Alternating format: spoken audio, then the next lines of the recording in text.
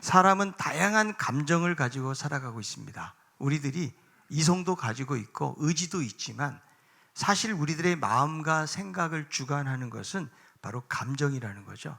하루를 시작하면서 내가 어떤 감정을 갖느냐에 따라서 그 하루가 얼마든지 바뀔 수가 있다는 것입니다. 내가 아무리 알고 있는 지식이고 해야 될 일을 알면서도 우리는 감정 때문에 일을 그르치게 되기도 하고 우리가 하고자 하는 일을 못하게도 하는 경우도 만나게 되는 것입니다. 여러분, 살면서 어려움을 겪을 때 우울증, 불안, 스트레스 이런 부분들이 전부 다 감정하고 연관이 되어져 있다는 거죠. 나는 오늘 좀 예수님처럼 온유하게 살아야겠다. 내가 기도하고 마음으로 결단을 하지만 상대방의 말이 나를 찌르고 내 감정을 상하게 하잖아요. 그러면 나도 모르게 감정이 올라오는 거죠. 그래서 상대방에게 나도 공격하는 언어를 사용하기도 하고 거기에 따른 행동도 하게 된다는 거예요. 그래서 여러분, 이 자신의 감정을 잘 다스리는 것만큼 중요한 것은 없다고 생각해요. 근데 우리가 가지고 있는 감정 중에서 가장 이기기 힘든 감정이 있다면 그것은 바로 외로움이라는 감정이라는 거예요. 이 외로움이라는 말은 사전적 정의가 뭐냐면 친구가 없고 홀로 있으며 의지할 곳 없는 느낌의 상태라고 사전에서 이렇게 정의를 하는데, 이 외로움이라는 것은 다양한 모양으로 우리에게 찾아온다는 거예요. 때로는 내적 공허함, 텅 빈 느낌, 혹은 사무치는 쓸쓸한 느낌, 불명확한 만족에 대한 깊은 갈망 같기도 하다는 거죠. 여러분, 외로움과 고독은 좀 달라요. 이 고독이라는 것은 본인이 선택하지만 외로움은 내가 원하지 않아도 찾아온다는 것입니다. 고독은 물리적인 건데 이 외로움이라는 것은 상당히 심리적인 것이다. 고독이라는 것은 좀 건설적이고 열매를 좀 맺을 수 있는 거거든요. 또 그런 시간이 필요해요. 그런데 이 외로움이라는 것은 상당히 부정적이고 비상산적인 경우가 많이 있다는 거죠.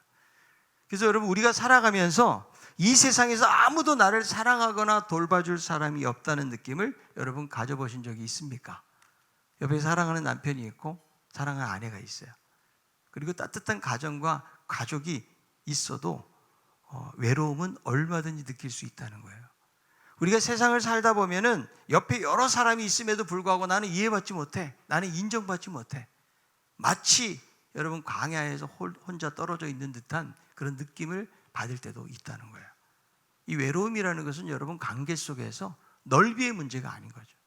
내가 얼마나 많은 사람을 알고 있느냐의 문제가 아니고 사실은 깊이의 문제이기 때문에 내 주변에 사람들이 많다고 할지라도 우리는 얼마든지 외로운 감정에 빠질 수가 있다는 것입니다. 여러분, 우리 주변에 우리들 스스로도 그렇고 외로움을 겪는 분들이 많이 있는데, 우리 대한민국이 이제 초고령화 사회로 점점 진입을 하고 있지 않습니까? 여러분, 나이가 들고 노인이 되면 외로워요. 일단 친구들이 하나씩 사라집니다. 배우자도 떠나갑니다. 저희 아버님도 이제 86세가 되시니까 거의 친구들이 다 돌아가시고 또 아내도 돌아가고 이렇게 했는데요. 대화를 나눌 상대가 없는 거예요. 눈도 점점 침침해지고 귀도 잘 안 들려요. 그래서 사람들과 소통이 안 되는 자리에 있기 때문에 상당히 외로움을 느낄 수 있다는 거죠. 혹은 우리가 여러분 젊어도 건강의 문제 때문에 우리는 외로움을 느끼고 여러 가지 상황들 속에서 외로움을 겪는 경우가 많이 있다는 거예요. 우리가 겉으로 볼 때 참 대단해 보이고 아무런 부족함이 없을 것 같은 사람들도요, 이 외로움 속에 죽어가는 사람들이 많아요. 갑부도 재벌도 권력자도 유명인들 가운데서도. 그래서 스스로 외로움을 이기지 못해가지고 끊는 경우도 우리는 종종 볼 수가 있는 것입니다. 그런데 이런 여러분 외로움은 다른 사람들만의 문제는 아니라는 거예요. 우리들도 마찬가지다. 이 외로움의 근원이 무엇인지를 찾아가 보면 원래 하나님하고 함께 에덴에서 있을 때 인간은 절대 외롭지 않았거든요. 그런데 하나님을 떠나는 순간 우리 인간은 외로운 존재가 되어버린 거예요. 그래서 여러분, 우리들이 살아가면서 정말 필요한 것이 있다면 이것은 바로 사랑이다. 나는 사랑을 너무너무 많이 받았기 때문에 더 이상 다른 사람들로부터 사랑받을 필요가 없다라고 이렇게 느끼는 분이 혹시 계십니까? 그런 사람은 한 사람도 없을 거예요. 우리 자녀들에게도 여러분 사랑을 이렇게 퍼주어도 여전히 사랑이 부족하다라고 이야기해요. 우리들도 자라면서 부모님들의 사랑을 받았음에도 불구하고 여전히 결핍된 모습들을 우리는 발견할 수가 있다는 거예요. 여러분, 이 기독교에서 사랑이라는 가치보다 귀한 것은 없다는 거예요. 기독교는 가장 중요한 것이 사랑이에요. 이 핵심이고 핵심 가치라고 볼 수가 있는데, 그래서 여러분 초대교회 성도들 보세요. 그들은 환경적으로는 열악했어요. 그런데 그들은 서로 사랑의 삶을 살았다라고 성경은 기록하고 있다라는 거예요. 여러분, 기독교에서 언제부터 이 사랑을 잃어버리게 되었는가? 역사가들에 의하면 콘스탄틴 대제 이후에 기독교가 국교화되면서 교회가 가정에서 모이는 모임들이 점점 사라지면서 예배당 중심의 신앙으로 전환이 된 거죠. 그러다 보니까 집에서 모여서 함께 떡을 떼고 이야기를 하고 교제를 하고 사랑을 나누는 이런 모임들이 없다 보니까, 그러니까 사랑을 상실하게 되는 그런 하나의 계기가 되었다는 거죠. 여러분, 우리가 코로나를 겪으면서 우리들도 모이지 못했으냐. 그러니까 여러분, 사랑이 식어져 버린 거예요. 함께 모이고 함께 이야기도 하고 기도 제목도 나누고, 그죠? 이래야 여러분 우리가 삶이 좀 풍성해지고 외로움을 덜 겪게 되어지는데, 이제 완전히 격리돼 가지고 제대로 사람들 못 만났다는 거예요. 오늘 여러분 교회에서 점심 식사한다니까 얼마나 좋은지 몰라요. 여러분 표정이 달라졌어요 지금. 예. 오랜만에 여러분 교회에서 여러분 하는 밥이 물론 맛있습니다. 밥이 맛있어요 정말로. 그런데 우리가 꼭 반찬이 많고 너무 좋은 것을 대접해 주어서가 아니고, 우리가 줄을 서지만 함께 먹고 교제하고 이야기하고 이런 것 때문에 좋은 것이죠. 그래서 여러분, 오랜 동안 우리가 만나지 못하다 보면 되게 이제 만남 자체가 원하면서도 상당히 좀 어색하고 좀 낯설 수도 있고요. 그리고 마음이 멀어져요. 냉랭해져 있는 그런 우리들의 모습도 발견하게 되거든요. 그래서 이런 때를 살아가는 우리들에게 저는 이 본문 말씀, 주님께서 우리에게 주신 말씀은 너무 귀하다고 생각이 들어요. 예수님께서 이 땅을 떠나시기 전에 제자들하고 마지막 만찬의 자리에서 마지막으로 남긴 말씀 중에 하나가 오늘 바로 이 말씀이죠. 그러니까 마지막으로 남겼다는 것은 무엇을 말해요? 여러분, 사람이 죽을 때도 유언하잖아요. 가장 중요한 말을 남기는 거죠.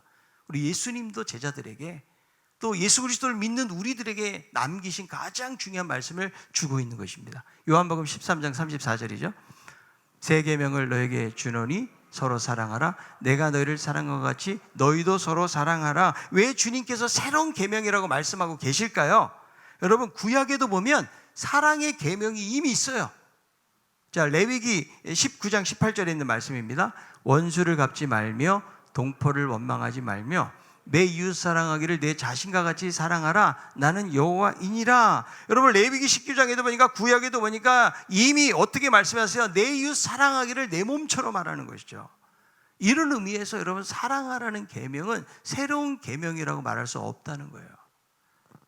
그런데 여러분, 예수님이 이 세상에 오신 이유는 뭐예요? 율법을 폐하기 위해서 오신 것이 아니고 완성하기 위해서 오셨기 때문에, 이미 구약에서 사랑하라는 말씀을 하고는 계시지만 이제 기존의 율법을 더 완성되고 이런 차원에서 주님께서 말씀을 하고 있다는 거예요. 그래서 여러분, 구약의 계명과 신약의 계명을 비교를 해보면, 이 구약의 계명은요, 사랑하라, 이 기준이 자기 자신에게 있는 거예요. 지극히 제한적이고 조건적인 사랑이죠. 그런데 여러분, 주님의 사랑은요, 완전히 새로운 계명으로 말씀해요. 마태복음 5장 43절 44절. 또 내 이웃을 사랑하고 내 원수를 미워라 하였다는 것을 너희가 들었으나, 구약에서 이렇게 말했다는 거죠. 나는 너희에게 이르노니 너희 원수를 사랑하며 너희를 박해하는 자를 위하여 기도하라. 자, 사랑의 어떤 범주가 뭐예요? 원수까지도 사랑하라. 여러분, 구약에서는 그 민족적 한계를 넘지 못하는 거예요. 하나님의 선택된 백성은 하나님의 사랑을 받지만, 그러나 이방 민족들은 사랑을 받지 못한다라고 그들은 여기고 있었던 것이죠. 그러니까 사랑할 수 없는 거예요. 어느 날 하나님이 요나에게 뭐라고 말씀해요? 니느웨로 가서 복음을 전하라. 하나님 말씀 전하라는 거예요. 니느웨는 여러분 아수르의 도시잖아요. 그죠? 그래서 요나가 어떻게 도망가요? 왜 그럴까요? 분명히 하나님은 자비로우시기 때문에, 그들의 말을 듣고 그들이 회개하고 돌아오면 분명히 용서해 줄 걸 알았기 때문에 요나가 도망을 간 것이죠. 요나는요, 이스라엘 백성들을 침공하고 괴롭히는 이 이방 민족을 결코 그는 용서할 수가 없었다는 거예요. 자, 그런데 여러분, 주님 신 세 계명은 원수까지도 사랑하라는 무조건적인 사랑을 주고 있다는 거죠. 여러분, 어떻게 원수까지 사랑할 수 있을까요? 왼수인지 원수인지는 잘 모르겠지만 우리에게 원수가 누군가? 이것은 참 받을 수 없는 말씀이라는 생각을 하거든요. 아니 여러분, 집에 있는 남편도 사랑하기 힘들 때가 있어요, 없어요? 여기는 사랑이 충만한 분들이라서 없으신가 봐요. 아내를 사랑하지 못할 때가 있어요, 없어요? 가장 가까운 가족들조차도 우리는 사랑하지 못할 때가 많이 있는데, 정말 내 속을 뒤집어 놓고 나를 힘들게 하는 그 사람을 사랑할 수 있겠는가? 내 비유를 건드리고 나를 무시하고 뒤에서 험담하고 나에 대해서 손해를 끼치고 악하게 구는 사람을 과연 우리들은 사랑할 수 있는가? 우리는 여러분, 사랑할 수 있는 사람은 사랑할 수 있어요. 우리가 그래요. 그런데 우리는 어때요? 자존심이 좀 금이 가고 내가 조금만 마음이 상하잖아요. 그럼 돌변해요. 아니, 우리의 신앙이 좀 뭔가 생각을 해요.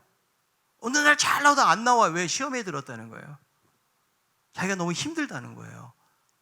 아니, 그렇게 믿음 생활 열심히 하고자 하는 분들 가운데서도 다른 사람이 나에게 끼친 그 손해나 혹은 자존심 상하게 하는 것이나 그런 말 때문에 시험에 들어가지고 교회를 떠나거나 신앙의 자리에서 멀어지는 것들을 우리는 종종 보거든요.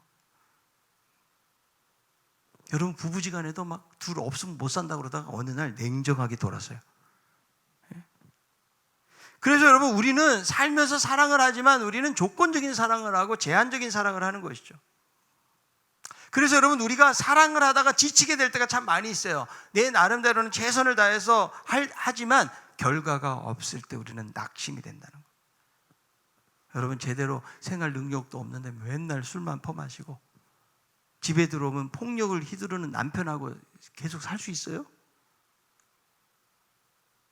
아내가 정말 나를 힘들게 하고 도를 뛰어넘는 행동을 하고 그냥 못 살겠다고 뛰쳐나가는 그 부인을 잡을 수 있습니까, 여러분?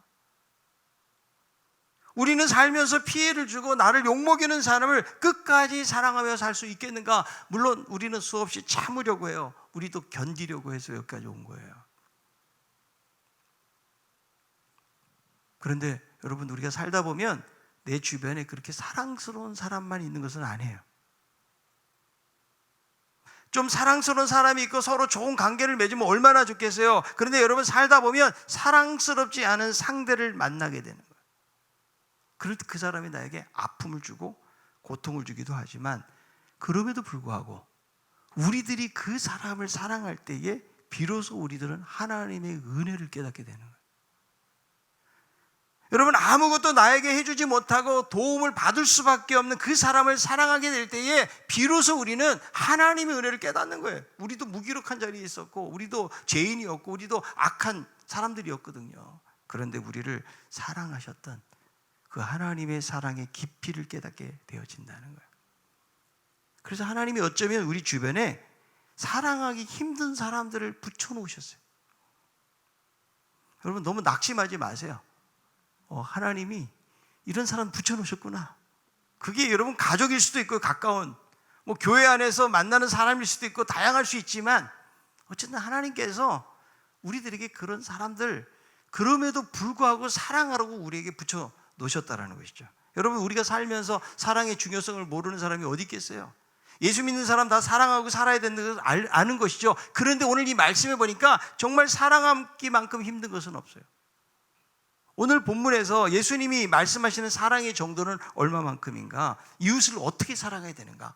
내가 너희를 사랑한 것처럼. 여러분, 얼만큼 사랑하는지에 대한 척도를 제시하시죠. 여러분, 아이들에게 엄마 얼만큼 사랑하면 이만큼이요, 그러죠?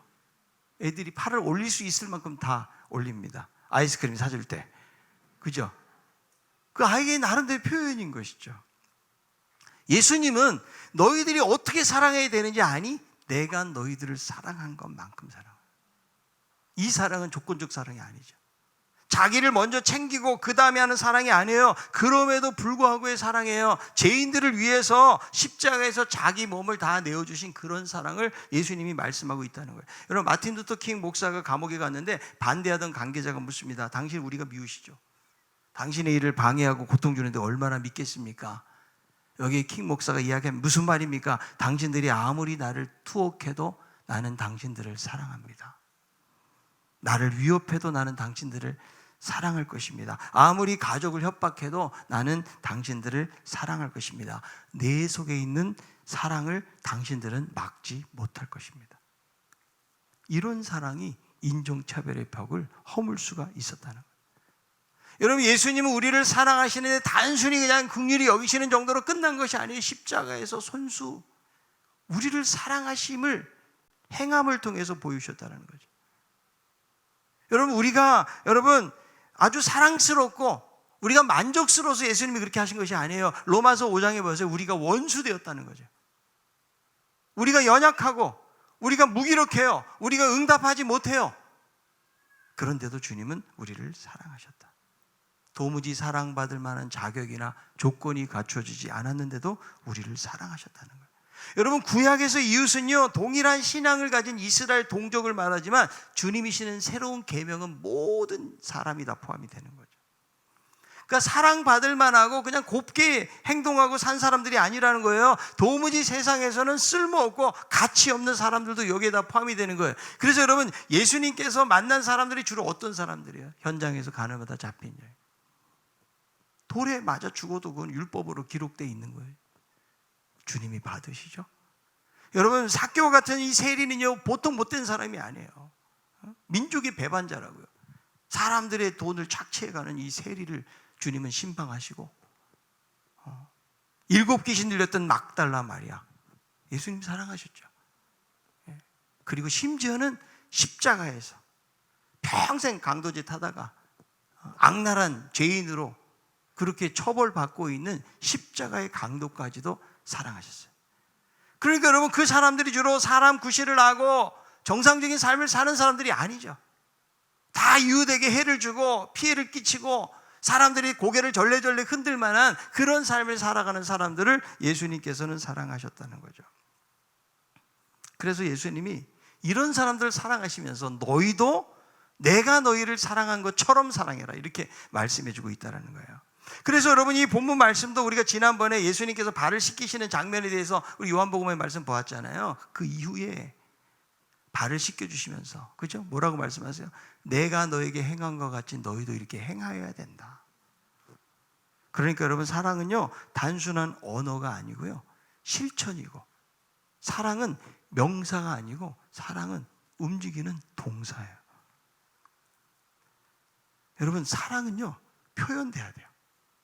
내가 아무리 이 사람을 사랑한다고 그러지만 내 안에서만 그 사랑의 마음을 가지고 있는 것만 가지고는 절대로 우리의 사랑은 증명될 수가 없다라는 거예요.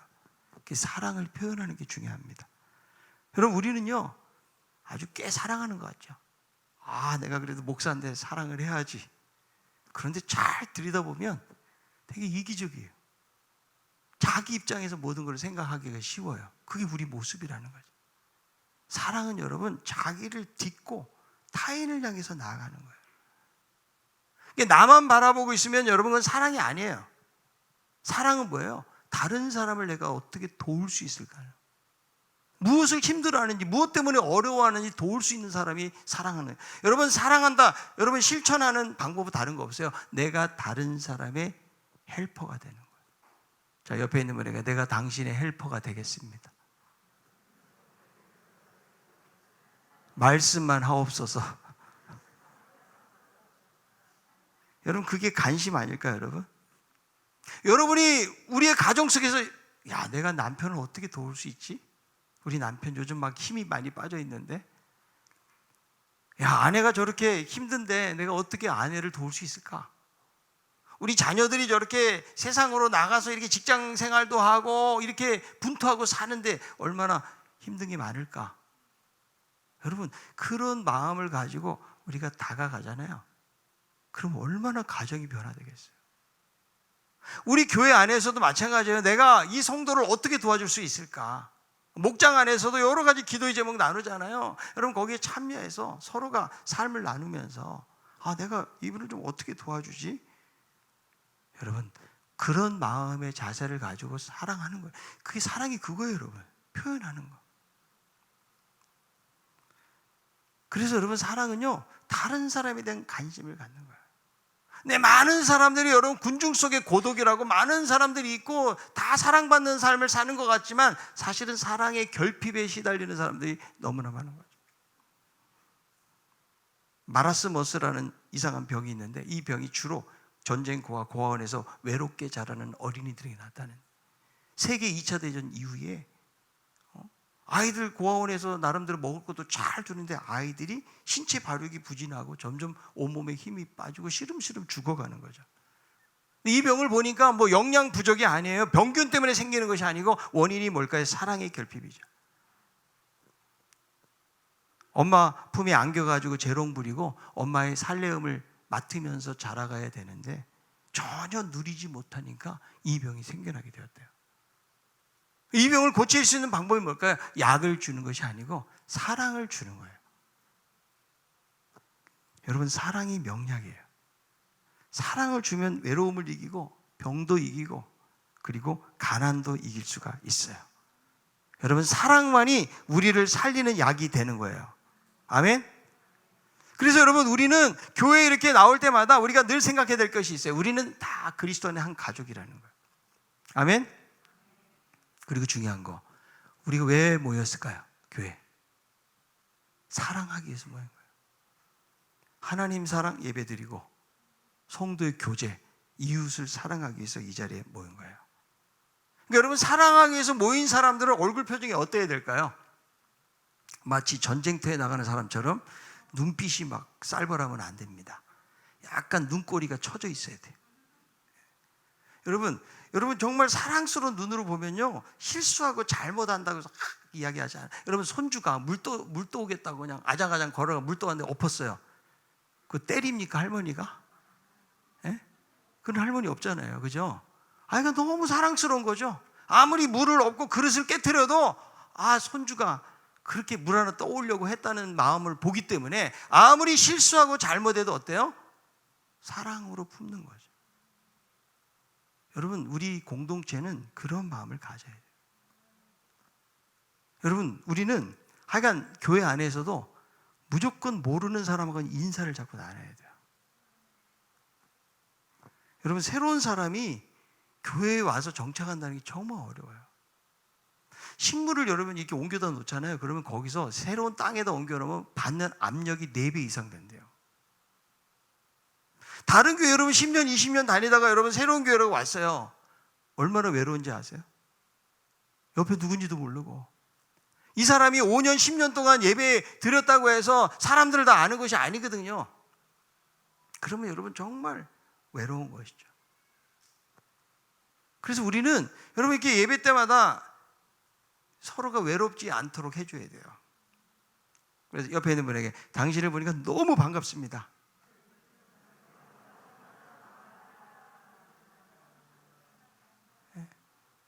그래서 특별히 여러분 잘 모르는 사람, 낯선 사람에게 여러분들이 다가가셔야 되는데 어떤 사람은 평생 교회 신앙생활에도 말 한마디 못 붙이는 사람들이 한둘이 아니에요. 그게 여러분 초대교회 공동체성을 우리 가운데 잃어버리기 때문에 그런 거예요. 그래서 내가 오늘 가면 내가 오늘 다른 사람을 돕고 좀 사랑을 해야겠다 이런 마음을 가지고 와야 되는데 제가 보면 교회에 왔다가 너무 빨리 집에 가려고 해요. 아니 집에 뭐 맛있는 거 있어요? 아니 좀 여유가 있어야 다른 사람에 대한 관심도 갖고 교제하고 이래야 되는데 그냥 나갈 때도 악수하는 것도 얼마나 시간이 아까운지 앞만 보고 악수하고 가버려요. 그렇게 차 빨리 빼서 어디 가야 돼요? 놀러 가시는 겁니까? 여러분 좀 여유를 가져야 돼요. 내가 오늘 사랑하려고 왔는데 내가 다른 사람 어떻게 좀 도울 수 있을까? 이 교회에서 내가 좀 할 일이 뭘까? 내가 어떤 친절하고 어떤 마음으로 내가 다가갈까? 여러분 이런 마음을 가지고 있는 사람하고 그것이 꼭 뭐 안내하는 사람이나 여기서 뭐 사역하고 봉사하는 사람들만 그래서는 안 된다는 거예요. 우리 모두가 그리스도 안에서 영원한 가족이기 때문에 모르는 사람이 있으면 안 되는데 우리는 사실 모르고 살아가. 옆에 누군지도 몰라. 이름도 모르고, 그죠? 그러면 여러분 용기를 내서 이름이 대체 이름이 누구냐고 물어보기도 하고, 저는 누굽니다. 여러분 이렇게 하면 우리 공동체는 엄청나게 달라지는 거예요. 사랑은 여러분 관심을 갖는 거예요. 그래서 우리 신강교회는 한 사람도 외로운 사람이 없도록 해야 돼. 외로운 사람이요.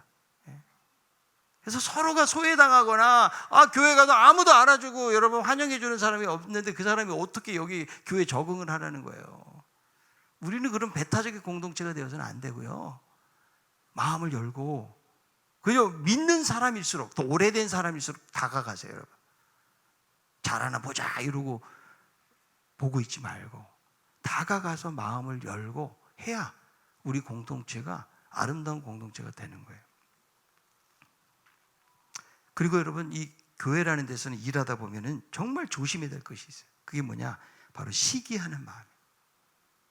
여러분 사람이 모이다 보면 이 시기하는 게 생기는데 이 시기는요 공동체의 화평을 깨트리고 하나 되게 하는데 가장 큰 걸림돌이 되는 거예요. 여러분 왜 교회에서 갈등과 싸움이 일어나는 것일까요? 보통은 이렇게 생각해요. 자기 생각하고 안 맞고 자기 마음에 안 들잖아요. 그럼 다 다른 사람 틀리대요. 여러분 틀린 거하고 다른 것을 구분할 줄 알아야 돼요. 자기만 맞고 다른 사람 다 틀린다고 생각하는 것은 건강한 사고를 못하고 있는 거예요. 여러분. 근데 보통 우리들은 행동할 때 어때요? 내 자신에 대해서는 상당히 관용을 베풀어요. 근데 다른 사람은 엄격한 시선으로 바라보는 경우가 많이 있어요. 누가 좀 열심히 하면 여러분들은 어떻게 하셔야 돼요? 축복해야 되는 거 아니에요? 왜 저렇게 설교 앞에 나가가지고 저렇게. 우리는 그렇게 되기가 쉬운 거예요. 여러분 주일날 여러분들이 여기 재판하러 나오셨어요? 우린 재판장이 되면 안 돼요. 사랑으로 덮고, 그죠? 그런데 왜 우리가 다른 사람 자꾸 비판하고 비방하는가? 잘 들여다보세요. 내 안에는 어느덧 시기하는 문제가 있는 거예요.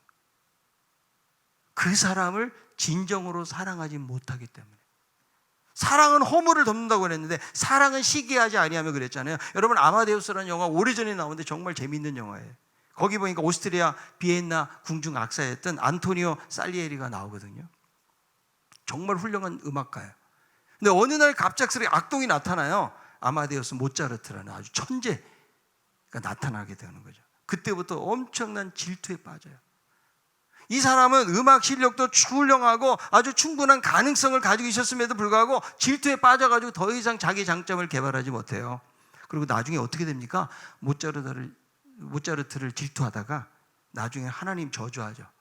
하나님 저 모차르트에게 저 재능 주시고 왜 나에게 안 주십니까? 그러면서 결국은 미치광이가 되어버린다. 여러분 질투가 문제예요. 이 질투의 화살은 샥 돌아가지고 자기에게로 온다는 거죠. 사랑은 시기하지 않는 거예요. 나보다 남을 낮게 여기는 거예요. 그리고 다른 사람이 나보다 잘 되는 것을 축복하고 인정해주고 여러분 축하해주는 마음이 정말 중요합니다. 저 옆에 있는 분에게 당신이 잘 되는 것이 저에게 가장 큰 기쁨입니다.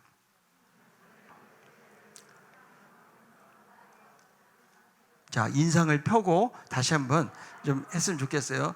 온 마음을 다해가지고 다시 시작. 당신이 잘 되는 것이. 여러분 그게 가족 아니에요. 아니 우리 아들은 대학에 떨어졌는데 이 옆집이 대학에 들어갔어요. 어느 성도님이. 그럼 축하해 줘야 되는데 배가 아파요. 나도 열심히 기도했는데 저 집은 저렇게 잘 되고 남편도 승진하고 사업이 잘 되는데 왜 그런가. 여러분 자꾸 비교하기 시작하면 안 돼요. 우리가 가족을 만나는데 여러분 학력이 좋아서 내 동생을 만나고 누나를 만나고 언니를 만납니까? 전혀 아니잖아요. 한 가족이니까, 사랑하니까. 우리가 예수 그리스도의 피로 말미암아 한 가족이 되었기 때문에 우리 안에 우리 본성은 자꾸 시기하는 마음이 생긴다고요. 열등감 때문에. 그것이 아니고 다른 사람이 잘 되는 걸 축복하는 거예요. 우리 예수님께서 이 세상에 오신 예수님의 비전이 뭐예요?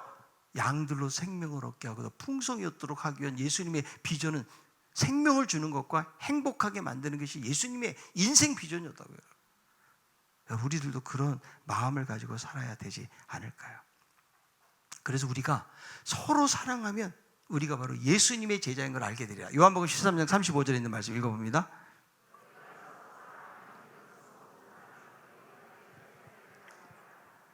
자, 어떻게 하면 서로 사랑하면 주님의 제자인 것을 세상이 알게 되리라고 그랬잖아요. 이 당시 여러분 유대인들은 독특한 의식이나 복장 이것을 세상과 구별짓는 것으로 여겼다는 거죠. 우리가 여러분 여기서 뭐 가운을 입었다고 세상과 구별이 됩니까? 나는 어느 교회 다닙니다. 내가 여기 무슨 뭐 어떤 상징적인 배지를 달고 다닌다고 해서 그것을 인정해 주는 것은 아니라는 거죠. 여러분 우리는 분명히 교회 안에서는 정말 서로 사랑하는 것 같아요. 세상보다 그래도 교회 안에서 서로 기도 제목을 나누고 또 챙겨주고 그죠? 어려울 때 도와주고 이런 사랑이 넘쳐나는 건 사실이에요. 그러나 중요한 것은 그 사랑이 안 믿는 사람들에게는 어떤 영향을 주고 있느냐는 거예요. 지난번에 여러분 종교적인 호감도에 대해서 통계조사를 최근에 가장 한 거예요. 천주교 65.4%, 불교 66.3%, 기독교 25.3%예요. 원불교 16.2%, 이슬람교 4.9%, 기독교가 25.3%라고요. 여러분 타종교와 격차가 점점 멀어지는 거예요. 그만큼 세상 사람들이 예수 믿는 사람들에 대해서 고운 시선을 보내지 않고 있다는 거, 그 이유가 뭘까요? 우리가 제대로 된 사랑을 안 하니까 그런 거예요. 뭐 여러 가지 다양한 여러분 환경적인 요인들이 있겠지만 제일 중요한 것은 뭐냐면 그리스도의 그 아가페적인 풍성한 사랑이 우리 안에 있는 것을 못 보고 있는 거예요. 그들이. 아니 교회가 막 더 싸우고 교회 가면 하나 되지 못하고 험담하고 시기하고 아니 이런데 누가 세상 사람들이 여러분 교회를 보고 오고 싶어하고 이거 천국의 모델이라고 생각하고 공동체라고 여기겠어요. 우리가 여러분 그렇게 못 살고 있으니까 세상은 기독교를 신뢰하지 않는 거예요. 우리가 정말 여러분 정신을 차려야 돼요. 다시 이 다시 회복하는 방법, 전도 많이 한다고 회복될까요? 여러분 필요하죠. 이미 사람들의 마음속에 신뢰가 깨졌는데 교회 나오세요 이 말을 해도 이제 먹혀 들어가지 않는 시대로 점점 가고 있는데요. 초대교회 시기에 소아시아 지역에 비두니아 총독으로 있던 플립이라는 사람이 당시 로마 황제 트라이안에게 보낸 편지가 지금까지 내려오는데요. 황제가 소아시아에 있는 기독교인들의 활동을 감시하라고 명령을 했기 때문에 보고서 형식의 편지로 이렇게 남아있는 거예요. 황제시여, 저는 그리스도인들에게 들키지 않기 위해서 제 부하 중 몇 사람을 완전히 그리스도인으로 만들었습니다. 교회 공동체에 들어가서 세례를 받고 오랫동안 그리스도인들이 일거수일투족을 면밀하게 살펴보기도 했습니다. 부하들의 보고에 따르면 그들은 밤이건 낮이건 모일 때마다 그들의 신인 예수 그리스도를 노래한다고 합니다. 또 많은 양을 소비하는 것은 아니지만 어쨌든 자주 빵을 떼고 포도주를 마시면서 기뻐하고 즐거워한다고 합니다. 참으로 이해할 수 없는 것은 그들이 자신들을 괴롭히는 사람들을 위해서도 기도한다는 것입니다. 황제시여, 그들은 로마 관리를 위해서 그리고 황제 폐하를 위해서도 기도하고 있습니다. 그리고 무엇보다도 분명한 사실은 서로 사랑하고 있다는 것입니다. 여러분, 이것이 안 믿는 사람들이 본 그리스도의 초대교회 공동체였다는 거예요. 여러분, 우리가 예배를 많이 드린다고, 봉사를 많이 한다고 해서 세상이 우리들을 제자로 받아들이는 게 아니에요. 우리가 여러분 열심을 내면 더 종교적인 광신자라고 이야기할 거예요. 여러분, 세상이 보고 싶어하는 게 뭘까요? 고차원적인 사랑을 보고 싶어요. 무조건적인 사랑의 실천자는. 이렇게 여러분 사랑의 사람들을 보면 하나님을 위대하게 여기지 않을까요? 코로나 때 전도의 문이 막혔다고 그러는데, 당신이 예수 믿고 교회 다니는 거 보니까 나도 좀 저렇게 좀 살아야겠다. 저렇게 좀 따뜻하고 사람들을 배려하고 이웃에 대한 이런 뜨거운 관심을 가지고 살아가는 삶의 모습이 여러분 복음의 통로로 만든다는 사실이죠. 우리가 여러분 사랑하게 될 때 세상은 우리가 제자인 줄 알게 될 것입니다. 여러분, 사랑할 수 없는데 사랑한다는 거 이거 보통 일이 아니에요. 우리 힘으로는 어떻게 보면 가능하지 않아요. 그래서 사랑은 내가 만들어내는 것이 아닌 거죠. 여러분, 사랑을 받아보지 못하는 사람은 사랑할 수가 없어요. 아니, 부모님으로부터 내가 사랑을 못 받고 정말 험난한 세월을 보내왔는데 어떻게 내가 사랑할 줄 알아야 사랑을 하죠. 결혼 생활하는 것도 그냥 엄마 아빠 사는 거 보고 그냥 결혼해서 사는데 나라고 무슨 뭐 뾰족한 수가 없어요. 그렇게 사는 것이 사는 것이라고 여기고 있다는 거죠. 내가 가지고 있는 사랑으로 여러분 사랑해 보려고 그래 보세요. 우린 지치고 돼. 왜? 내 사랑은, 내가 만들어낸 사랑은 얼마 가지 못하기 때문에. 그리스도의 사랑, 우리는 십자가의 사랑을 경험한 사람, 그래서 그런 사랑을 할 수가 있는 거예요. 나 같은 죄인을 위해서 죽으셨던 그 주님의 뜨거운 사랑을 내가 경험했기 때문에 우리도 그렇게 사랑할 수가 있는 거예요. 여러분, 내가 하나님의 사랑을 받고 내가 사랑을 많이 받았네, 그 사랑이 흘러가지 않으면 썩은 물이 돼요. 고인 물은 썩어요, 여러분. 계속 흘러가야 돼요. 그래야 채워지는, 사랑을 흘러보내야 채워지는 거예요. 내가 정말 사랑스럽지 못한 상대를 만날 때 우리들은 누구를 바라봐야 돼요? 예수 그리스도. 주님, 저에게는 사랑할 힘이 없습니다. 제 감정을 제가 다룰 수가 없습니다. 그래서 그리스도의 그 십자가의 깊은 사랑을 우리는 생각하고, 주여 이 사랑의 충만함으로 나에게 채워주소서. 성령 충만하게 하소서. 말씀에 붙잡힌 바 되게 도와주옵소서. 여러분, 은혜를 받잖아요. 사람 보는 눈이 달라진다니까. 내가 은혜 받지 못하고 황폐하게 살아보세요. 다른 사람 다 시선이 곱지 않아요. 그럼 내가 기쁘고 내가 감사가 넘치고 내가 충만해 보세요. 그러면 다른 사람의 허물, 연약함, 이런 부분들 우리가 받아들이게 되어진다. 사도 바울은 고린도 교회를 향해서 너희 마음을 넓히라. 얼마나 속이 좁으면 그런 말을 했겠어요. 너희 마음을 넓히라. 이게 사랑이에요, 여러분. 주님이 나 같은 죄인을 그렇게 사랑하셨다 그러면 우리는 나보다 못한 사람을 무시하고 함부로 하는 것이 아니고, 그 한 영혼을 붙잡고 우리를 위해서 십자가에 달리신 그 주님을 바라보면서 우리들도 그 사람을 어떻게 도울 수 있을까?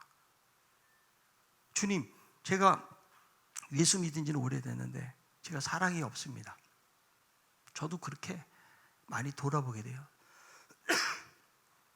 목사에 대해서 참, 우리 목사님 사랑이 넘치는 목사님의 그걸 다 기대하고 계시지만, 그리고 어렵더라고요, 그게. 저도 인간적인 생각이 들고 섭섭한 생각도 들기도 하고, 주님을 의지할 뿐인 거죠. 말씀을 전하는 목사가 사랑이 없는데 어떻게 성도들이 사랑이 넘치겠어요? 그래서 내가 더 그리스도의 충만한 사랑 가운데 내가 있지 않으면 다른 사람을 용납하기가 어려워져요. 받아들이기가 어려워져요. 그분의 사랑이, 그분의 은혜가 내 안에 충만해질 때 비로소, 야, 나를 사랑하신 주님, 나도 저 형제를 사랑하기 원합니다. 여러분, 이런 마음으로 나아가게 되는 거예요. 여러분, 교회 생활을 오래 하고 우리가 교회에서 여러 가지 막 중요한 직분들도 막 맡고 있잖아요. 얼마나 그 사람이 지식이 많으냐의 문제가 아닌 거예요. 얼마나 많이 배웠느냐, 얼마나 많이 가지고 있느냐의 문제가 아니고 얼마나 그리스도와 같은 사랑을 가지고 있느냐. 이게 저는 우리 신강교회를 결정한다고 생각해요. 그런 그리스도의 사랑으로 충만한 사람들이 모이는 공동체가 정말 하나님 기뻐하시는 공동체, 세상과 대조되어지는 그런 복된 공동체가 되는 것은 아닐까요, 여러분? 얼마나 많이 모였느냐가 중요한 것이 아니에요. 몇 사람이 모이더라도, 초대교회가 사람이 많았나요? 몇 명이 안 되지만 서로 사랑하고 위로하고 기도해주고 섬김이 있었기 때문에 그들은 거대한 세상과 싸워서 이길 수 있었어요. 오늘날 여러분, 한국교회가 거대해지고 교회가 커졌어요. 그런데 그런 주님이 가르쳐주신 이 사랑을 잃어버리니까 교회가 무기력해지고 더 이상 힘을 쓸 수 없는 자리에 가게 되는 거예요. 저는 우리 신강교회가 다시 그런 회복이 있기 원합니다. 개인적으로도 주님 서로 사랑하려 했는데 주님들 가족도 사랑하지 못하고 성도들도 사랑하지 못했습니다. 주여 사랑하기 원합니다. 이런 마음의 결단을 가지고 서로 사랑함으로 세상에 그리스도의 제자임을 드러내는 삶을 살아가는 우리 모두가 다 될 수 있기를 바랍니다.